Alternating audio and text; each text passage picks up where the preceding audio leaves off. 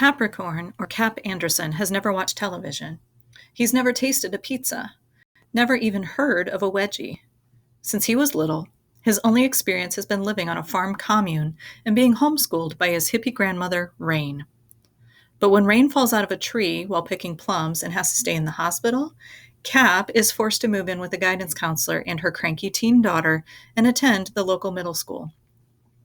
While Cap knows a lot about tie-dyeing and Zen Buddhism, no education could prepare him for the politics of public school. Chapter 4. Name, Capricorn Anderson. What are you looking at, jerkface? What are you looking at, butt wipe? The first boy swung his book bag around and slammed it into the side of the other's head. He responded by punching the first boy in the nose, and soon the two were rolling on the grass, grunting and raining blows on one another. I was horrified. I'd read about physical violence, but this was the first time I'd witnessed it in real life. It was sudden and lightning fast, wild, vicious, ugly. In seconds, a ring of spectators formed around the brawlers. Their gleeful chant echoed all around the schoolyard. Fight! Fight! Fight! Fight! Break it up! A teacher burst into the circle, a brawny man with a whistle around his neck.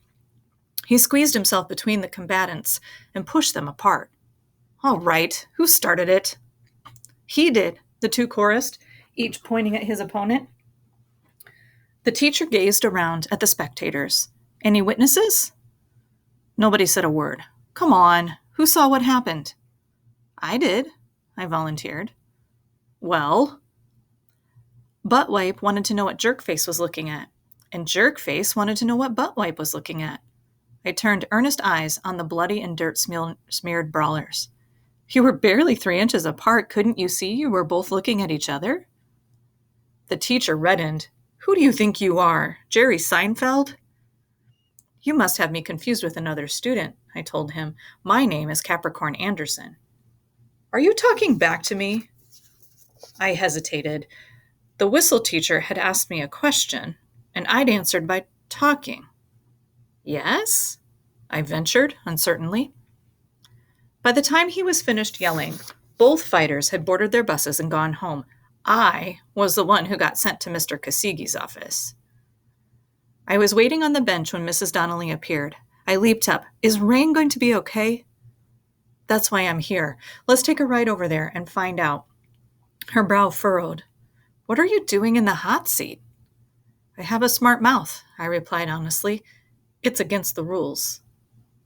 She began leading me down the hall. Come on, we've got a long drive.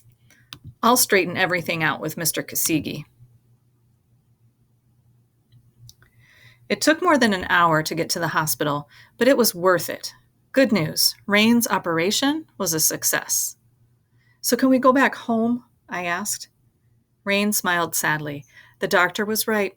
This is going to be a long recovery, and it's because it's only the two of us at Garland, and they're not going to release me early. She held my hand. I know you're upset, but we're just going to have to be strong. I don't like it out there, I complained. It's too crowded. People dress funny, they talk too fast, and all they're interested in is things. Cell phones, and Game Boys, and Starbucks. What's a Starbuck? She looked upset, and older than I'd seen her before. I want you to listen to me, Cap, and try not to blame me. Blame you? I believe in the community, she began, and I believe in the life we've built together, but I was fooling myself to think that you were still so young that you wouldn't have to learn about the world outside ours. It's not a nice place, and I didn't want you tossed into it without a little more preparation. I'd read about depression, but this was the first time I'd actually felt it. It was like a stone pressing down on my chest. I couldn't lift it off because I didn't have the strength. I'm kind of scared, Rain. Well, don't be, she said. All you have to do is focus on who you are and what your values mean to you. You've passed every state test, always in the top 5%. You're as smart and capable as anyone, more than most. What I saw today at school wasn't on any test, I observed grimly.